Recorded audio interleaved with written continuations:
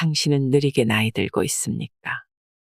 요양원과 요양병원에 가지 않으려면 어떻게 해야 할까요? 한국 사회가 당면한 최대 위기는 빠르게 늙어가는 것입니다. 서울 아산병원 노년내과에 가보면 만성질환을 앓는 환자들로 가득한데요. 통계적으로 우리나라 65세 이상 인구의 73%는 2개 이상의 만성질환을 앓으며 4가지 종류의 약을 복용한다고 합니다. 이곳저곳 아프지 않은 곳이 없는 30대 여성이나 치매가 생긴 것 같다며 찾아오는 40대 남성, 이미 다른 병원에서 뇌영양제를 처방받은 50대 여성, 원인 모를 쇠약감 때문에 이 병원 저 병원을 전전하는 60대 남성 등 우리 주위를 조금만 둘러보면 쉽게 늙어가고 있는 사람들이 가득합니다. 나이에 비해 몸과 마음이 부쩍 나이 들어 보이는 사람들의 공통점은 무엇일까요? 현재 가속 노화가 진행되고 있다는 점입니다. 시계는 하루 24시간만 가지만 몸과 마음은 하루에 28시간, 36시간, 48시간씩 늙어가는 상황을 스스로 만들어내는 것입니다. 노화로 인한 노쇠가 진행 중인 사람들은 진단명이 같더라도 노화 정도와 동반된 질환을 세심히 살펴 치료 계획을 세워야 한다고 하는데요. 오늘 소개해드릴 책은 서울 아산병원 노년내과 정의원 교수의 당신도 느리게 나이 들 수 있습니다입니다. 요양원과 요양병원에 가지 않으려면 이 4가지 기둥을 세우면 된다고 합니다. 내가 가속 노화의 악순환에 빠져 있는 건 아닐까 걱정이 되신다면 오늘 영상을 통해 내재 역량을 개발하여 노화 속도를 늦추는 방법을 터득하시길 바랍니다. 당신의 삶이 노화의 속도를 결정한다. 우리의 몸은 노화에 최적화되지 않았다. 2021년 1월에 질병관리청이 발표한 국민건강 영양조사 결과에 따르면 성인 남성 비만 유병률은 2020년에 48%까지 높아졌다. 같은 해 30대와 40대 남성의 비만 유병률은 각각 58.2%, 50.7%로 눈에 띄게 상승했다. 사람은 맛있는 것을 찾는다. 그게 본성이다. 수렵 채취로 연명하던 과거에는 당분과 알코올이 얻기 힘든 고밀도 에너지원이었다. 설탕은 근대에 이르기까지 아주 귀한 식재료였다. 현대적인 육종재배법이 정점에 달한 지난 몇십 년을 제외하면 과일의 당도도 그리 높지 않았다. 사람은 편안한 것도 찾는다. 다른 야생동물보다 최고 속도가 느리고 공격력이 약한 옛 인류는 사냥을 하기 위해 먼 거리를 달려야만 했다. 움직이지 않고 편안하게 앉거나 누워 시간을 보내는 것 역시 오랜 기간 인류에게 사치였다. 그러다 갑자기 게임의 규칙이 바뀌었다. 가장 구하기 쉽고 값이 싼 에너지원은 정제곡물과 단순당이 되어버렸다. 체내에서 혈당을 올리는 능력인 당부하가 높아서 보상회로에서 도파민과 엔도르핀을 잘 분비시킨다. 초가공식품을 먹으면 즐겁다. 마음이 편안해지고 고통도 잠시 잊을 수 있다. 이 과정에서 가장 쾌감을 높일 수 있는 비율로 성분을 배합한 최종 제품이 시장에 나온다. 살아남는 음식은 대부분 고과당 옥수수 시럽이나 설탕, 정제곡물로 장식한 것들이다. 혈당은 근육이 흡수할 수 있는 범위를 넘어서고 이 점선을 넘어선 모든 에너지는 뱃살로 간다. 여기에 운동을 하지 않고 근육을 쓰지 않으면 당처리 체계의 성능이 떨어져 똑같은 음식을 먹어도 혈당은 더 높아진다. 더 많은 에너지가 뱃살로 간다. 혈당이 높아지면 췌장을 쥐어짜 인슐린이 쏟아져 나온다. 잠도 쏟아진다. 이렇게 졸다 깨면 갑자기 당이 당긴다. 인슐린이 급히 혈당을 떨어뜨린 탓이다. 갑자기 떨어진 혈당은 스트레스 호르몬의 양대 산맥인 노르에피네프린과 코르티솔을 분비시킨다. 음식이 당겨 어쩔 줄 모른다. 온몸에 힘이 빠지면서 짜증이 난다. 그래서 달달한 간식을 찾는다. 이렇게 만들어진 뱃살과 지방간, 근내 지방에 있는 지방세포는 여러 가지 나쁜 호르몬을 만들며 염증 물질을 쏟아낸다. 특히 스트레스 호르몬과 염증 물질은 혈관을 손상시켜 혈압을 올리고 멀쩡한 근육 단백질을 녹여 혈당을 높일 뿐만 아니라 뇌로 가서 인지 기능을 떨어뜨린다. 인지 기능이 떨어지면 판단과 자제를 담당하는 전두엽의 또 다른 기능도 떨어진다. 자제력이 떨어지니 더 자극적인 것을 찾고 더 먹는다. 운동 생각이 날 수가 없다. 운동을 하지 않으니 근육은 더 빠르게 녹고 배는 볼록해진다. 호르몬 이상도 더 과격해지고 염증 물질 또한 더 늘어나며 판단력과 집중력은 더 떨어진다. 심지어 유튜브 동영상에서 제야의 고수나 금융 전문가로 가장한 치어리더들이 투자하라고 외치는 주식과 가상화폐를 사보기도 한다. 잘못된 투자로 더 큰 우울감, 회한, 스트레스가 생길 수 있다는 가능성은 생각하지 못한 채로 말이다. 이처럼 번뇌는 집중력과 판단력을 흐려 업무 효율과 자기 효능감을 떨어뜨리고 우울감을 심화하기도 한다. 이렇게 몸에 남은 화는 고스란히 가속 노화의 원동력이 되어 체내 노화 시계의 태엽을 빨리 감아버린다. 코로나19 시대의 인류는 당부하가 높은 음식을 먹으면서 하루 종일 구부정하게 목을 빼고 스마트폰과 노트북 화면을 들여다보는 것으로 일상을 채워나간다. 이런 생활 방식이 습관화되면 삶 전반에 복합적인 문제가 발생한다. 근육이 급속하게 빠지면서 자세를 지탱해야 할 코어 근육과 후방사슬 근육이 취약해진다. 배가 나오고 등이 굽는다. 목과 허리가 아프다. 운동을 하자니 몸이 무겁고 체력이 떨어진다. 체중은 더 늘어난다. 나쁜 습관이 유지되면서 삽시간에 몸은 안 좋은 방향으로 다름질친다. 이 가속 노화 사이클이 몇 년 더 진행되면 당뇨병, 고혈압, 고지혈증, 지방간 등 여러 가지 만성질환을 일찍부터 앓게 된다. 여러 장기의 기능 이상과 주요한 혈관 질환뿐 아니라 근골격계 질환으로 오랫동안 불편을 겪으면서 살아야 하며 일찍부터 젊은 시절에 명석함을 잃을 수도 있다. 이렇게 질병과 기능 저하, 장애를 일으키는 이 사이클을 그대로 유지한 채 노년기에 들어서면 혼자서 일상생활을 하기 어려워 누군가의 도움을 받아야 할 가능성이 높다.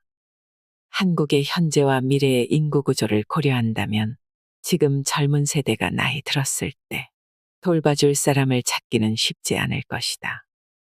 이처럼 인간의 본능에 충실하게 따른 결과는 장기적으로 큰 문제를 가져올 수 있다. 쾌락 중독은 어떻게 몸을 망가뜨리는가?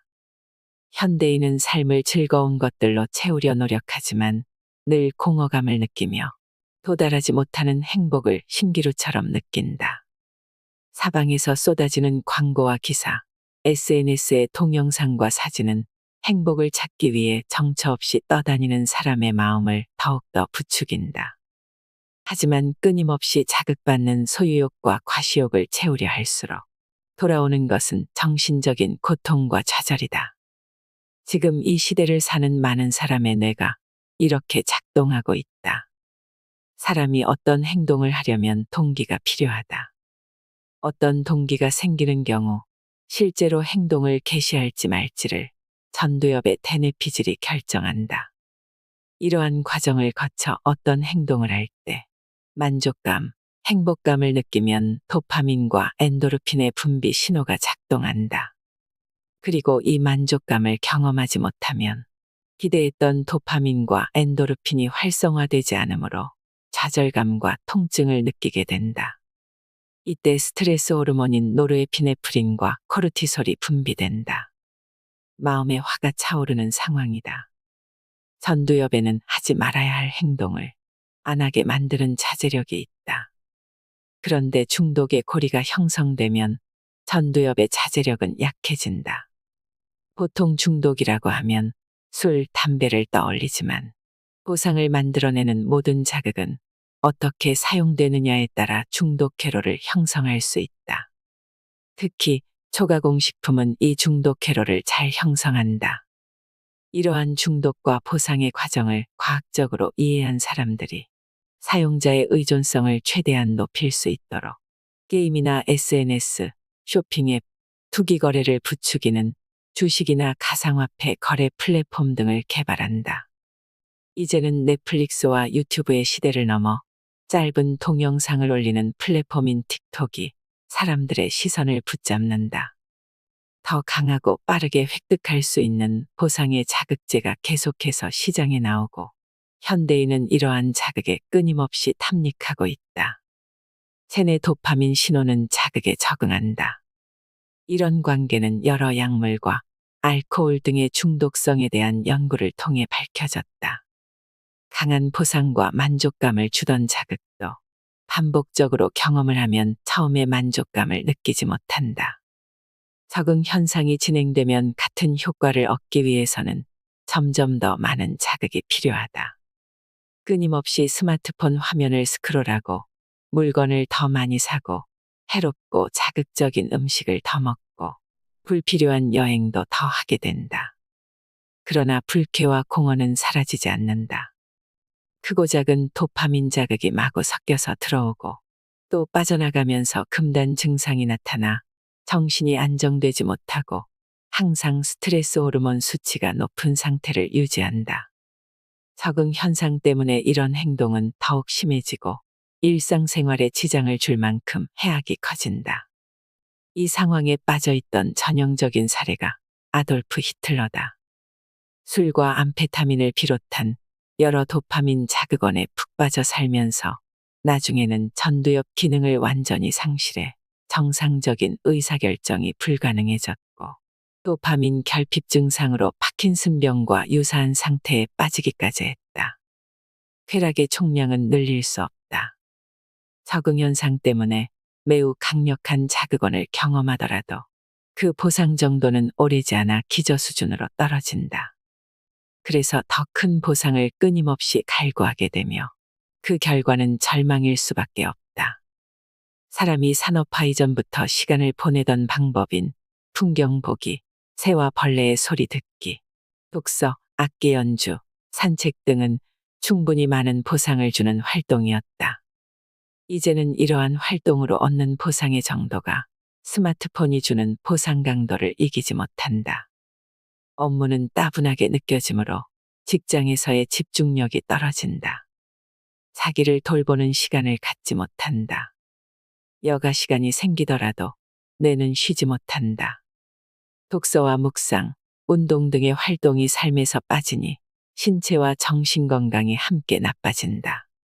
몸과 마음의 상태를 느끼는 센서가 무뎌져서 잘못된 긴장이 깃들면 이 긴장은 다시 불필요한 스트레스 요인이 되어서 우울, 불안, 수면장애, 통증, 식욕조절장애, 만성염증과 대사질환을 초래하기도 한다.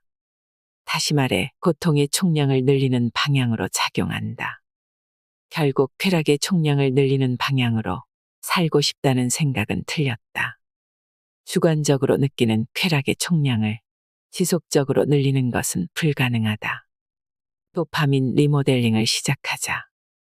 삶에서 어떤 자극원이 지금 도파민을 분비시키는지 알고 해롭고 강력한 것들부터 덜어내는 식으로 도파민 리모델링 일지를 적어보자. 예를 들어 단 것이나 술이 당긴다면 언제 당기는지, 그때의 마음은 어땠는지, 왜 그런 생각을 했는지, 그냥 목이 말랐던 것인지, 스트레스를 받았던 것은 아닌지, 당이 든 음료수나 맥주를 마시는 대신 물 2컵을 마시고 나니 어떤 느낌이었는지 기록해본다. 같은 방식으로 잠들기 전에 유튜브 대신 책을 보면 어떤 느낌이 드는지, 지하철에서 구부정하게 스마트폰을 보지 않고 바르게 앉거나 서서 호흡에 집중하면 어떤 느낌이 드는지 등을 매일매일 간략하게 기록해보는 것이 좋다. 그러면 포털 사이트나 쇼핑 앱을 열고 이유 없이 스크롤을 시작할 때 잠깐 멈추고 다음과 같이 생각하게 된다. 아, 내가 지금 무언가 결핍감을 느끼고 있구나. 왜 그럴까? 배가 고픈 걸까? 마음이 힘든 걸까? 하지 말아야지. 하지 말아야지 하고 억누르는 것보다 이렇게 멈추고 생각하는 것이 훨씬 효과가 좋다. 도파민 리모델링을 하는 데는 의외로 시간이 오래 걸리지 않는다. 며칠 내에 악순환의 고리가 약해지는 것을 느끼고 2, 3주면 일상의 변화가 생기며 2, 3개월이면 인지와 정서, 체형에 이르기까지 광범위한 변화가 생긴다. 삶의 요소들은 서로 연결되어 있기 때문에 한두 가지 요인만 개선해도 삶의 여러 측면에 좋은 영향을 끼친다. 현대인의 뇌는 쉬는 순간이 없다. 불교에서 번뇌를 일으키는 분노, 욕심, 증오 등 여러 요소가 상호작용하면서 더 크고 해로운 번뇌를 만든다고 보았듯이 현대의학에서도 평소에 어떤 생각을 하는지에 따라 그 사람의 사고방식이 만들어진다고 본다. 크게 자랄 수 있는 나무도 이리저리 올가매면 분재가 되듯이 하루 종일 반복 재생산되는 생각이 뇌 연결회로의 구조와 기능마저 바꿔놓는다. 부정적인 사고방식이 고착화되면 우울증이나 불안장애, 만성통증 등 질병마저 일으킨다. 신경과학에서는 쉴 때 활성화되는 뇌의 영역을 디폴트 모드 네트워크라고 한다. 그런데 끊임없이 스마트폰 알림에 시달리고 메일함이나 메신저, 웹브라우저 여닫기를 반복하는 현대인의 뇌에서는 디폴트 모드 네트워크가 과도하게 활성화되어 있다. 이 때문에 정작 집중해야 하는 일에는 몰입하기가 쉽지 않다. 즉, 마음 방황 상태가 반복되면서 쉬어도 몸과 마음의 긴장이 풀어지지 않는 구조가 만들어진다. 고도의 집중력이 요구되는 과업을 수행할 때도 집중하지 못해 실수가 늘어나는데 이런 뇌 상태는 ADHD 환자의 뇌 상태와도 유사하다. 그런데 마음 챙김 등의 명상을 하면 연결성이 다른 방식으로 변화하면서 디폴트 모드 네트워크가 가라앉는다. 다른 연구 결과에서도 명상이 중독이나 우울증 등 문제가 생긴 뇌를 회복시키는 데 도움이 되는 것으로 나타났다.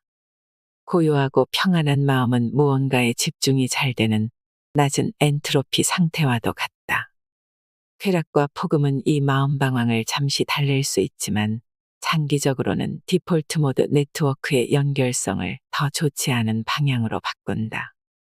생활 습관이 디폴트 모드 네트워크를 병적으로 변화시켜 우울감과 불안, 통증, 분노가 따르게 된다. 자연스레 당분, 소비, 음주 등 빠른 도파민 분비를 좁게 되는 번뇌의 악순환이 이어진다. 반대로 마음챙김 같은 명상은 마음의 회복력을 높여준다. 명상의 핵심은 시종일관 노출되던 좋지 않은 자극을 줄이고 그 해로운 자극에 노출되어 있을 시간 대신에 바로 그 순간을 느끼는 것이다. 의료인의 번아웃 증후군을 완화하는데 잠깐의 심호흡이 도움이 된다는 결과가 있다. 만원 지하철 안에서나 지루할 정도로 느리게 움직이는 엘리베이터를 기다리면서 스마트폰을 내려놓고 호흡과 서 있는 자세에 집중하는 것부터 시작해 볼 수도 있다. 의식적으로 자극을 없애고 호흡과 자세를 관찰하는 연습을 하면 일상에서 명상을 할 수 있다. 노화의 재설계, 습관부터 시작하자. 많은 사람이 좋은 습관 만들기는 아예 포기하고 직장이나 가정에서 강제로 부과되는 의무들만 해내는 것 같다. 근감소증을 앓고 있는 환자들조차 근력 운동은 너무 귀찮고 하기 싫다고 이야기하는 경우가 많다. 그 결과 허리와 목 그리고 어깨가 아프고 제대로 앉기도 어려울 정도로 근육이 부족한 경우가 많다. 그대로 두면 나중에는 걷기조차 힘들 만큼 근육이 노쇠한 상태로 오랫동안 살아가야 한다. 노년내과 의사 눈에는 지금의 생활 습관을 앞으로 10년, 20년 이어갔을 때 척추 상태가 선하다. 신체 기능이 자신의 몸에 중요한 요소라고 자각하는 것이 시작이다. 신체 기능이 좋으면 삶의 큰 스트레스도 견뎌낼 역량이 생긴다.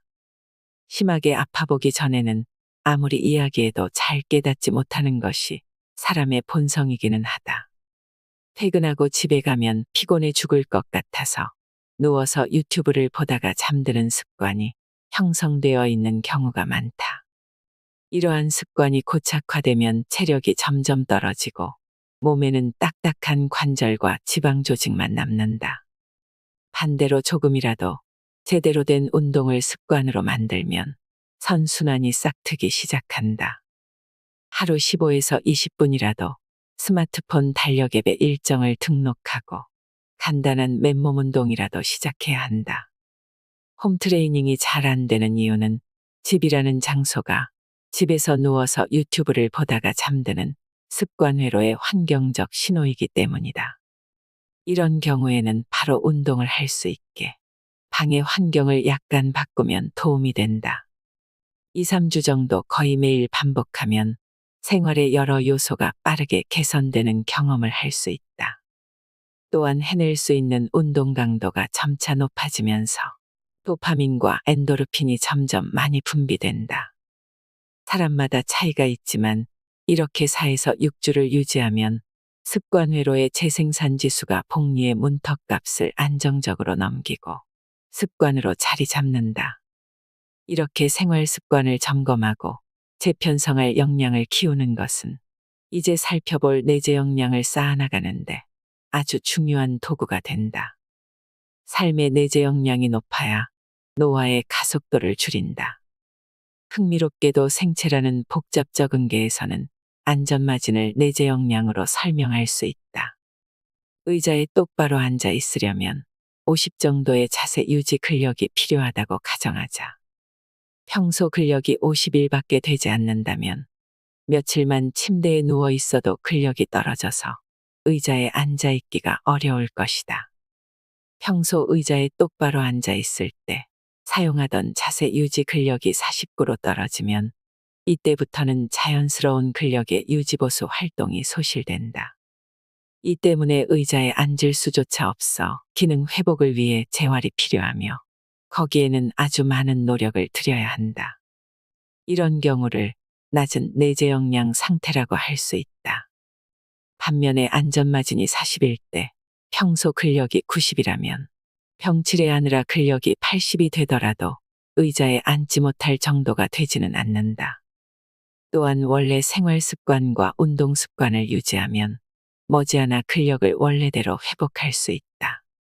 이런 내재 역량의 개념은 일찍이 정신의학 분야에서 회복 탄력성이라는 이름으로 제시되었다. 내재 역량을 점유하는 스트레스 요인은 자각과 습관 회로의 재설계 과정을 통해 조정할 수 있다. 내재 역량 자체도 생활 습관을 어떻게 만드는지에 따라서 조절할 수 있다. 적절한 근력 운동을 지속적으로 수행하면 당부하를 견디는 대사체계의 내재 역량이 개선된다. 오랫동안 인지활동을 한 고학력자는 뇌위축이 상당히 진행되더라도 치매 진단에 사용되는 인지기능 검사에서는 별다른 문제가 발견되지 않는 경우가 많다. 인지 영역의 내재 역량이 높은 것이다. 신체적, 정신적인 내재 역량은 시간이 지날수록 노화가 축적됨에 따라 조금씩 낮아진다.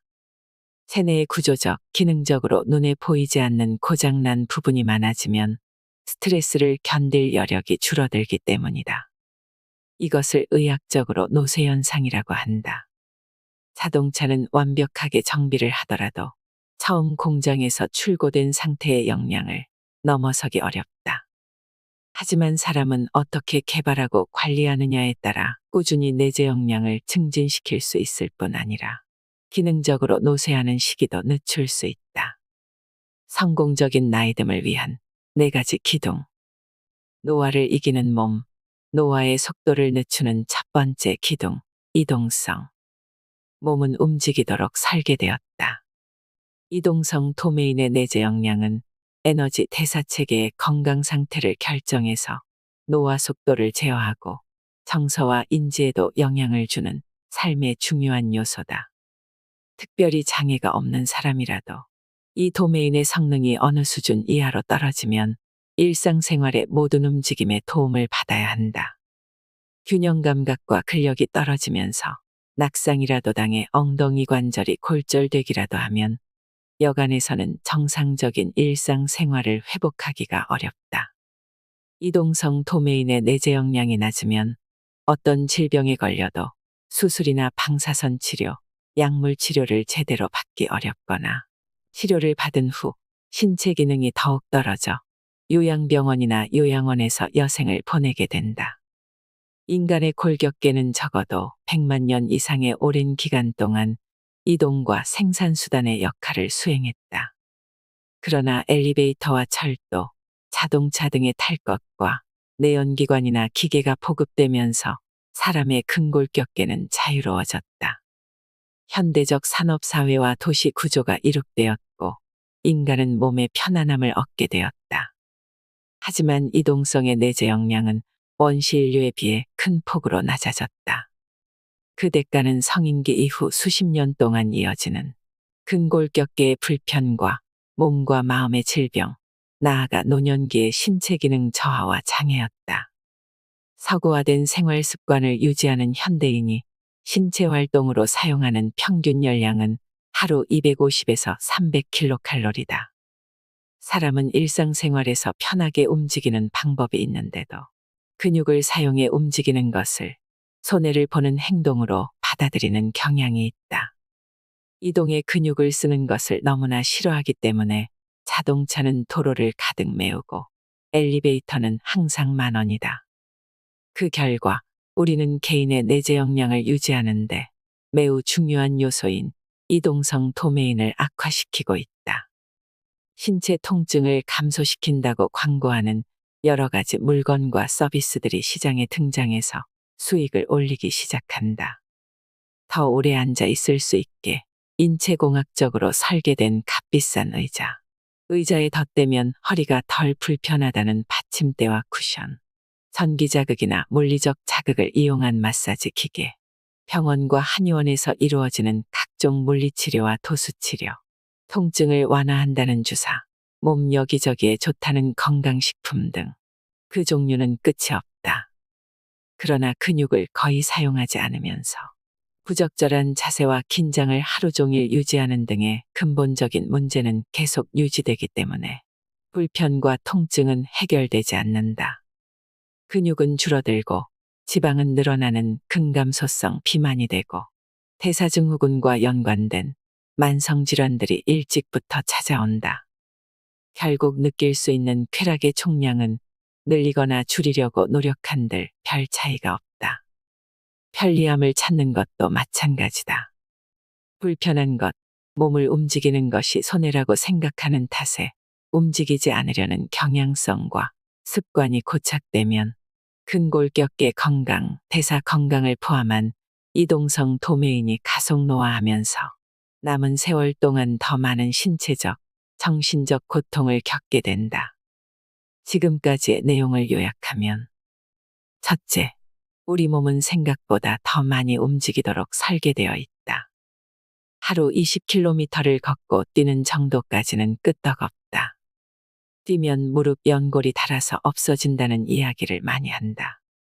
물론 적절한 근골격계 내재 역량을 갖추지 않고 근골격계가 취약하고 체중이 과도한 상태에서 견딜 수 없는 부하가 걸리면 관절이 손상된다.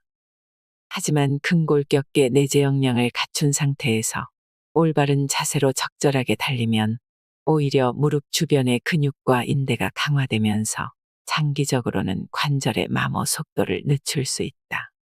둘째, 더 편하려고 안간힘을 쓸수록 예컨대 더 비싼 의자를 사서 오래 앉아 있거나 가까운 곳도 차량을 타고 이동하려고 할수록 미래에 더 많은 고통을 얻는다. 사실 매우 비싼 의자를 직원들에게 제공하는 기업의 의도는 건전하지 않다. 몸이 망가질지언정 비싸고 편안한 의자에 더 오래 앉아 일을 더 열심히 하라는 뜻이기 때문이다. 이 두 가지를 뒤집으면 단 하나의 원칙으로 이동성 도메인의 내재 역량을 보존하면서 지속적이고 장기적인 편안함을 얻기 위한 습관을 만들어낼 수 있다. 이렇게 만들어질 이동성 습관은 사회적, 환경적으로도 지속 가능하다. 애초에 설계된 보폭과 걷는 속도에 따르면 사람은 1km를 10분 이내에 걸을 수 있고 1km를 가는데 빠른 걸음으로 7, 8분이면 충분하다. 이 정도의 성능이면 서울 시내의 웬만한 도로에서 2km 이내는 버스나 승용차를 타고 이동하는 것보다 걸어서 움직이는 것이 더 빠르다. 10층 이하는 걸어서 오르내려도 힘들지 않다. 사람마다 그리고 업무 환경에 따라 다르겠지만 수평과 수직 이동의 기본값을 근육 사용하기로 만들면 하루에 수백 킬로칼로리를 더 소모할 수 있다. 엘리베이터를 최소한으로 이용하고 수평 이동에는 보행을 최대한 활용할 때 스마트워치로 자신의 활동을 계산해보면 이것만으로도 하루 400에서 500킬로칼로리를 소모한다. 걸을 때는 스마트폰을 사용하지 않는 것이 좋다. 스마트폰을 보면서 어깨와 등, 목이 구부정한 자세로 걸으면 근골격계 긴장을 유발해서 목과 허리 디스크의 과부하를 초래한다. 스마트폰을 치우고 머릿속에 여유가 생기면 자신의 자세와 호흡을 살펴보자. 몸 전체의 감각, 귀에서 들리는 소리, 호흡 등 현재에 집중하는 마음 챙김을 이용하는 것이다.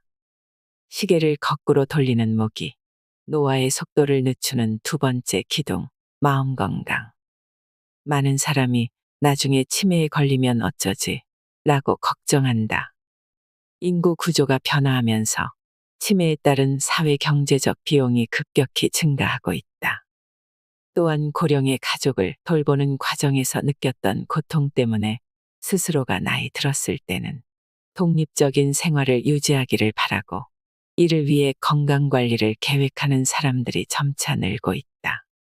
이러한 인지기능을 보존하고자 하는 열망이 왜곡된 방향으로 표출되기도 한다. 이미 가속노화 사이클에 빠진 상태에서 인지기능이 희미해짐을 느낀 장년, 노년기 환자들이 뇌영양제, 치매 예방약을 처방받으러 진료실에 오는 경우가 무척 많다. 약으로 머리가 좋아지고 싶어하는 사람들의 열망은 굉장히 강력해서 뇌영양제로 소문난 한 의약품은 2020년에 국내에서 무려 8억 개나 처방되었다. 사실 그 약은 광범위한 정상인 인구 집단에서 인지기능 저하를 예방한다는 근거가 없는데도 말이다. 이제 마음건강 도메인에 대해 다룬다. 이 도메인의 핵심은 인지와 정서다. 이동성을 강화하면 마음 건강을 개선할 수 있고 마음 건강을 개선하면 다시 이동성이나 전반적인 건강 상태가 개선된다. 결국 치매를 예방하는 방법은 머리 좋아지는 약을 먹는 것이 아니다. 마음 건강과 연결된 여러 요소를 살피고 삶의 습관을 개선해서 머리가 좋아지는 생활 습관을 만드는 것이 핵심이다. 인간의 마음은 늘 이리저리 방황하고 그 방황은 마음의 엔트로피를 높이도록 설계되어 있다. 마음속 탐욕과 분노 그리고 어리석음은 현상을 있는 그대로 받아들이지 못하고 결과적으로는 고통이 증가되는 방향으로 판단하고 행동하게 만든다.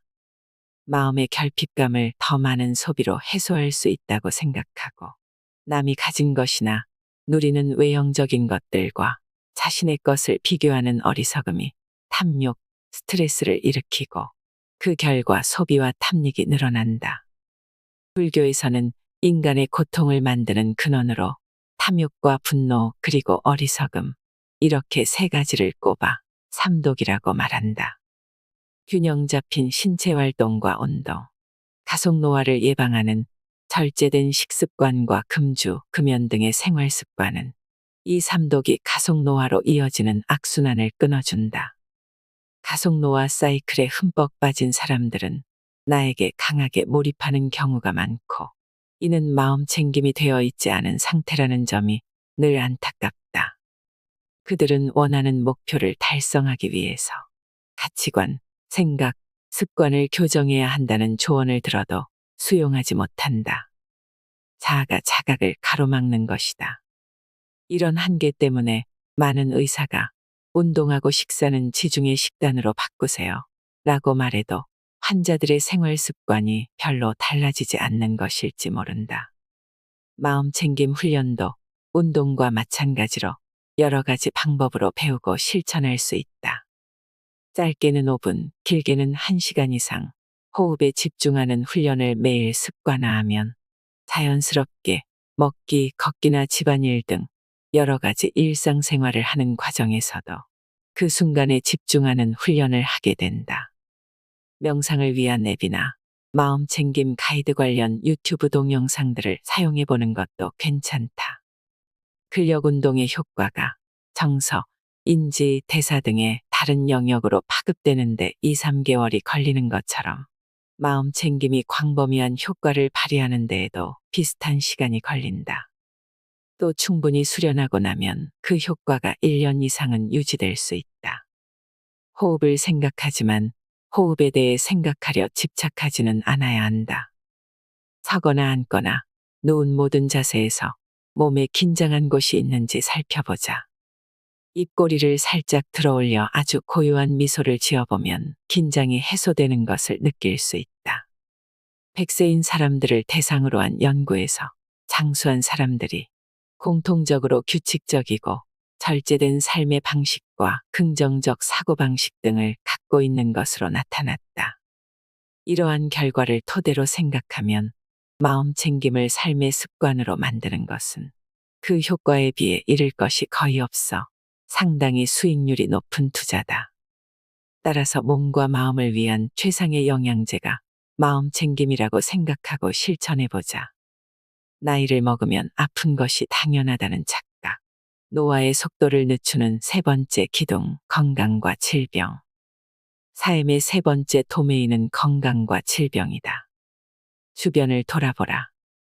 모두 다이어트를 하고 있거나 다이어트를 해야 한다고 이야기한다. 그런데 다들 에너지 섭취를 줄여서 살을 빼고 싶다고 생각한다.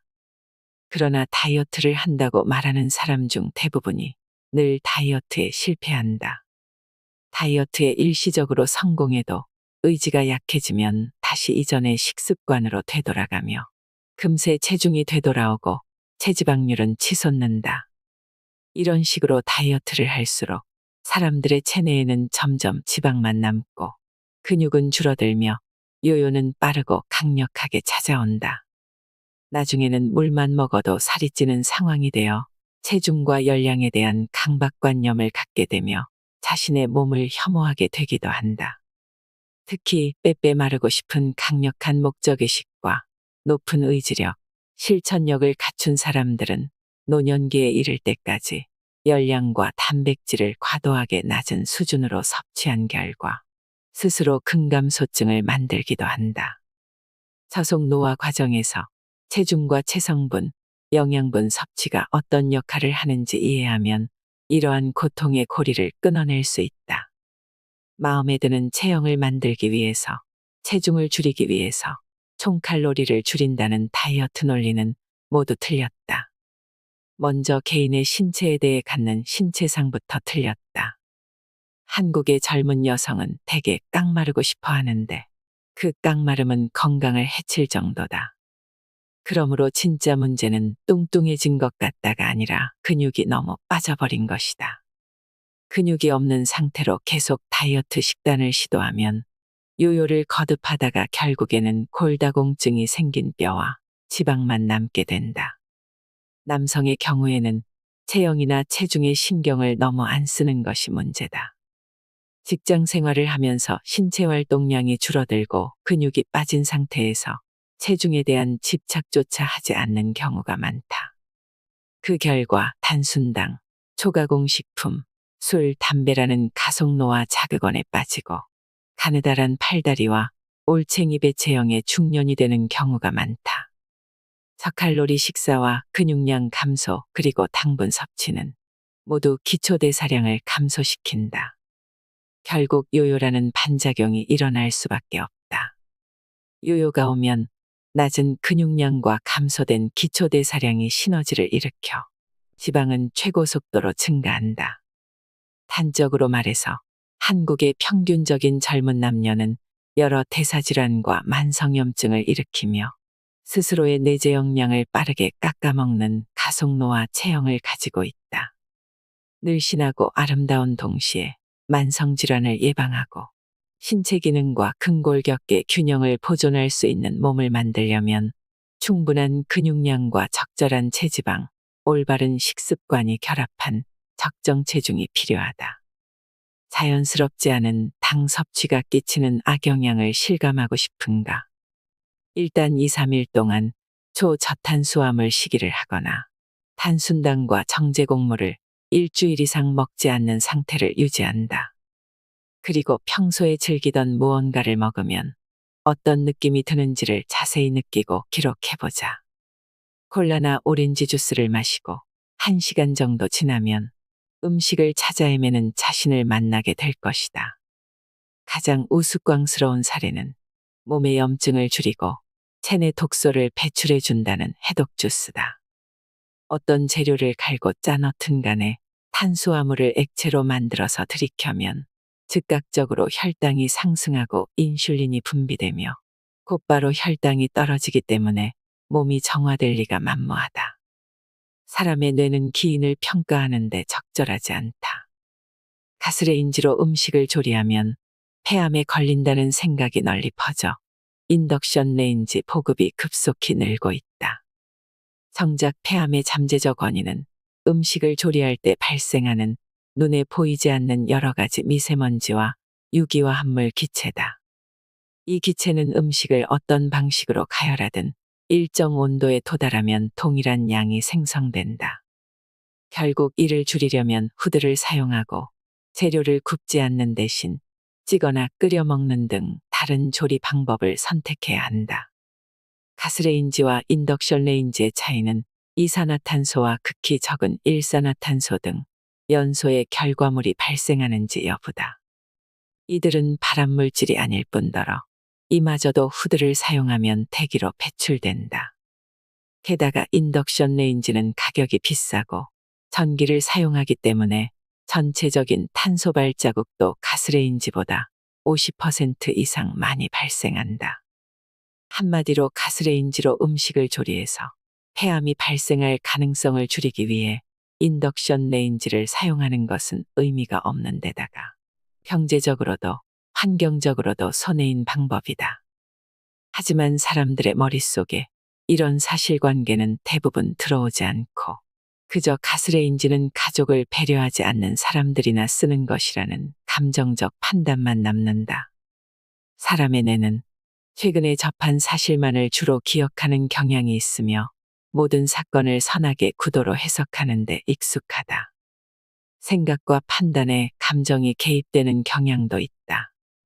대표적인 예로 가스레인지는 무시무시한 이미지, 인덕션 레인지는 고급 생활의 이미지, 공기청정기는 미세먼지라는 공포를 없애주는 부적, 아파트에 기본적으로 부착되어 있는 환기장치는 전기요금 폭탄 등으로 단정짓는 것을 들 수 있다.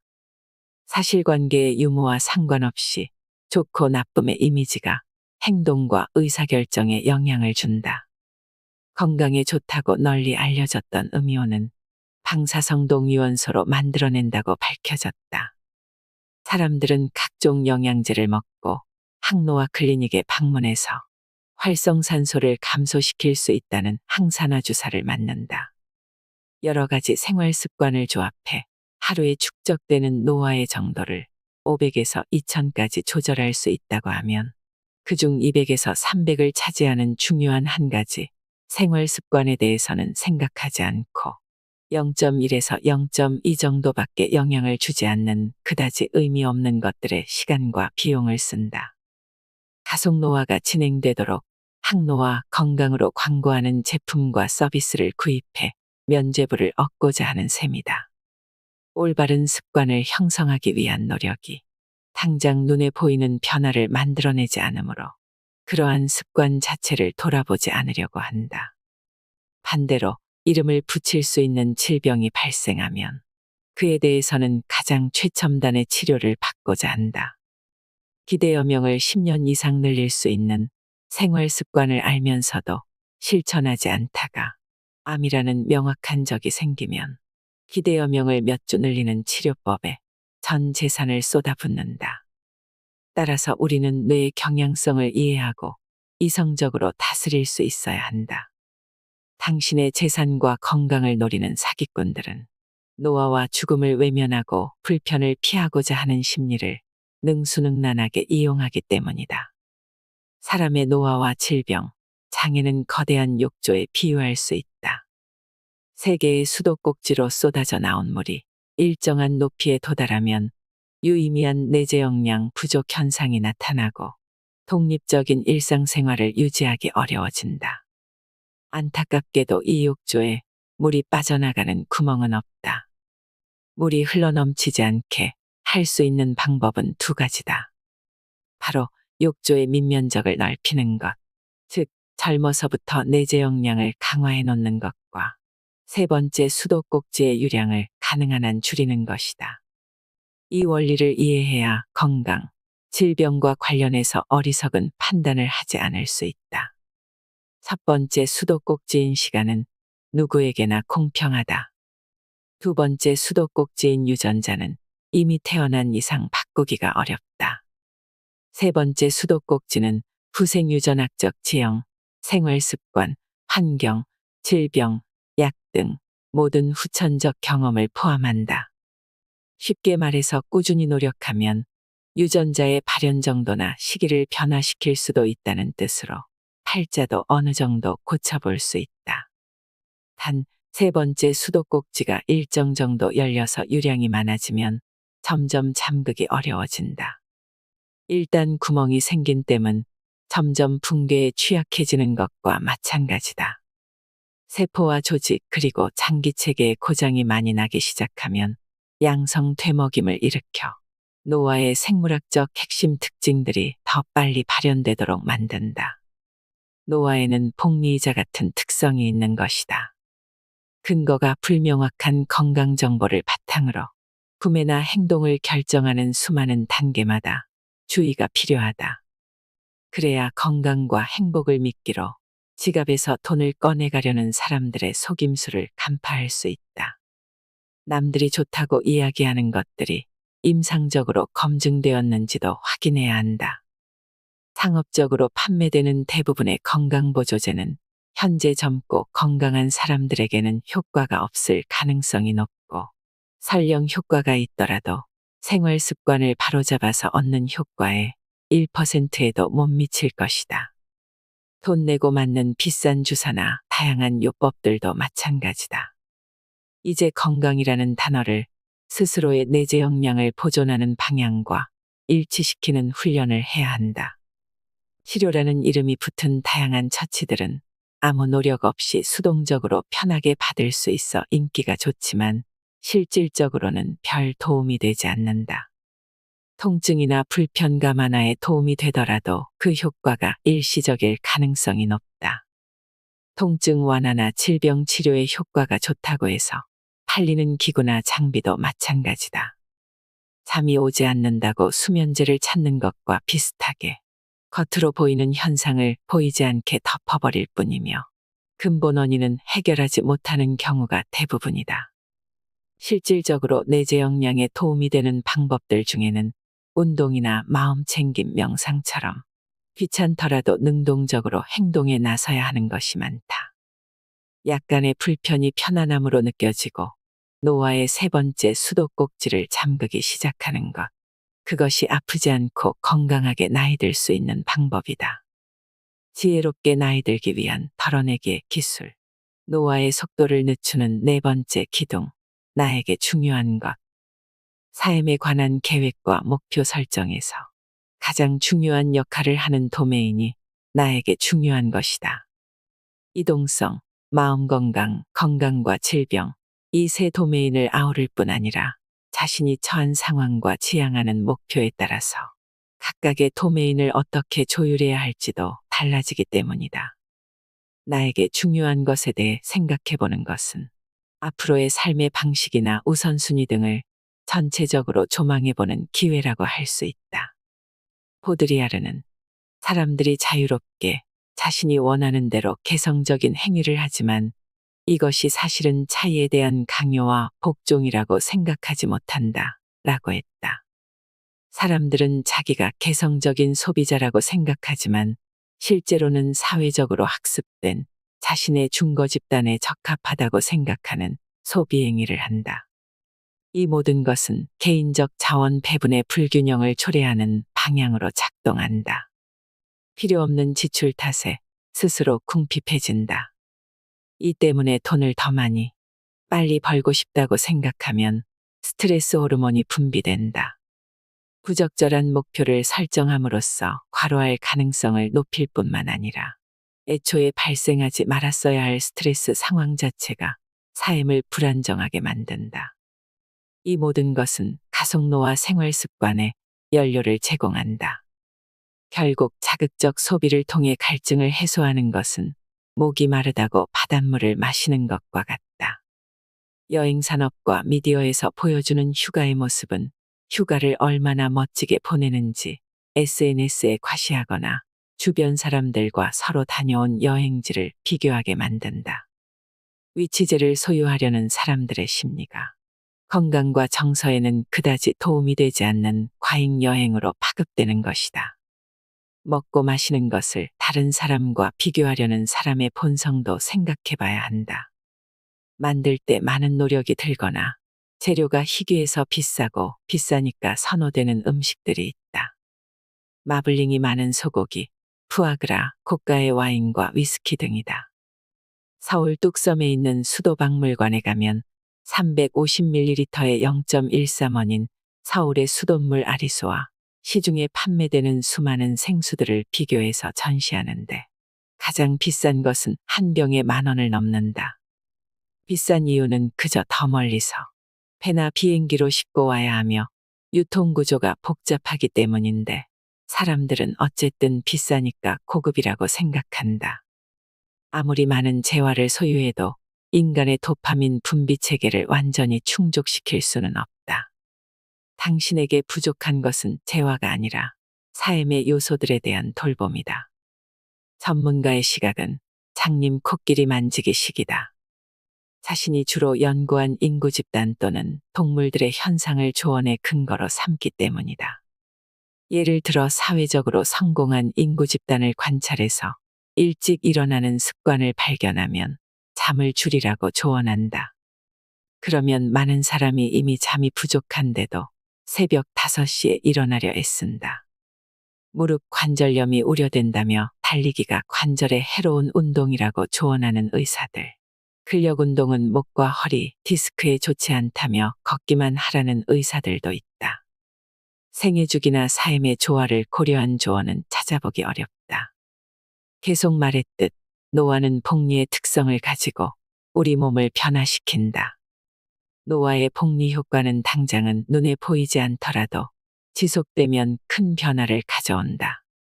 그 결과는 일찌감치 찾아오는 치매, 신체 노쇠와 이에 따른 장애 등이다. 그래서 내재 역량 관리를 위한 다면적 노력은 가급적 일찍 시작해서 오랫동안 유지하는 것이 좋다. 수십 년 동안 내재 역량을 꾸준히 관리하면 나이를 아무리 먹어도 보통의 젊은 사람에 비해서 상당히 좋은 삶의 기능을 유지할 수 있다. 심지어 뇌위축이 상당히 진행되더라도 치매를 앓지 않으며 90대에도 평균적인 젊은 성인보다 나은 이동성을 보이기도 한다. 부디 이 책이 여러분이 삶의 문제점을 자각하는 계기가 되었기를 바란다. 스스로의 삶을 바라보고 생활을 개선해가면서 삶에 폭넓게 나타나는 즐거운 변화를 느껴보라. 지금이 가장 이른 때다. 많은 분들께서 99세까지 팔팔하게 사시다가 2, 3일만 앓고 돌아가시고 싶다고 말하십니다. 그것을 9988-234라고 하는데요. 그런데 이렇게 살다가 돌아가시는 분은 사실 정말 소수입니다. 저와 여러분들의 몸속에는 노화 시계가 지금도 돌아가고 있습니다. 하지만 노화의 속도와 질은 사람마다 정말 다르지요. 오늘 영상을 보신 분들은 나이 들어감에 있어 나에게 중요한 것들에 대해 생각해 보는 것, 마음 건강을 지키는 것, 평소 건강 관리를 통해 질병을 예방하는 것, 걷기와 운동을 통해 신체적 이동성을 잃지 않는 것으로 우리 노화 속도를 늦출 수 있다는 사실을 알게 되셨을 것입니다. 성공적인 나이듦을 위한 4가지 기둥을 잘 기억하시고 지켜나가셔서 우리의 삶을 더 활기차고 아름답게 만드시길 바랍니다. 나이 들어서 요양원과 요양병원에 가지 않고 9988-234의 희망을 이루시길 바랍니다. 이상으로 인생의 품격이었습니다. 하루하루 당신의 품격이 더 빛나길 바랍니다.